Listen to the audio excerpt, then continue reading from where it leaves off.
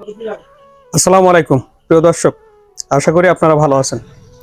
আমি গতকালকে যুগান্তকারী একটা রিপোর্ট করছিলাম, সেটা হলো যুগান্তর পত্রিকার ওখানে পে স্কেলের গেজেট কত নাগাদ প্রকাশ করা হবে এবং বেতন কিভাবে কত তারিখে বা কোন মাসে বাস্তবায়ন করা হবে এই বিষয়ে আমি আলোচনা করছিলাম। আল্লাহর রহমতে আপনাদের সহযোগিতায় ভিডিওটি ভাইরাল হয়। এখন আমি বিষয়টা আপনাদের সামনে আরো একটা বিষয় বলতে চাই যে নবম জাতীয় পে স্কেল বাস্তবায়নের ক্ষেত্রে আমি সব সময় সোচ্চার কথা বলে থাকি, বা মজলুমের পক্ষে হোক যেটাই বলেন না কেন আমি এই কথাগুলো বলে থাকি যাতে করে এটা বাস্তবায়ন হয়ে কর্মচারীদের দীর্ঘদিনের যে বৈষম্য আছে তাদের সাথে এই বৈষম্যটা লাঘব করা হোক। কিন্তু দেখা যাচ্ছে একটা পে স্কেল বাস্তবায়ন করার জন্য এর সাথে অনেকগুলো অর্গান জড়িত থাকে।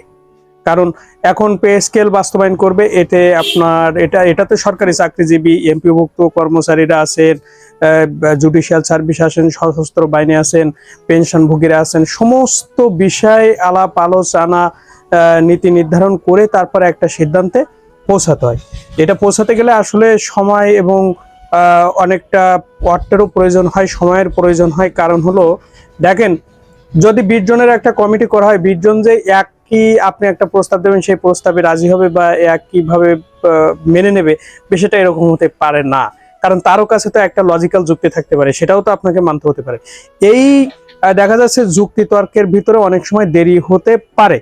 কিন্তু এই নবম পে স্কেল বাস্তবায়ন ক্ষেত্রে যে আমাদের আগস্ট মাস ছিল গেজেট প্রকাশের সর্বশেষ মাস, আমরা মনে করছিলাম যে এই মাসে গেজেট প্রকাশ হবে, কিন্তু এই কারিগরি জটিলতা, প্রশাসনিক জটিলতা, আর্থিক সক্ষমতা এবং সশস্ত্র বাহিনীর জুডিশিয়াল সার্ভিস পে কমিশন এবং বর্তমান যে পে কমিশন সবকিছু মিলাই আলাপ আলোচনা বা পর্যালোচনার জন্য একটু সময় বেশি লাগতেছে, যে কারণে অলরেডি মন্ত্রী যে সচিব কমিটি তারা কিন্তু তাদের চূড়ান্ত সুপারিশ প্রস্তুত করে ফেলেছে এবং সেখানে তারা সব স্বাক্ষরও করেছে। ছোট ছোট কিছু বিষয় নিয়ে মানে সচিব মহোদয় একটু মিটিং করবেন, কিন্তু আপনার দিন শেষে সেটা স্বাক্ষর হয়ে গেছে। সেটা সেপ্টেম্বরের প্রথম সপ্তাহের দিকে আপনার মন্ত্রিসভায় উত্থাপন হবে এবং আশা করা যাচ্ছে যে সেপ্টেম্বরের দ্বিতীয় সপ্তাহে আইনি ভেটিং প্রক্রিয়া শেষ করে সেটা বাস্তবায়নের দিকে যাবে।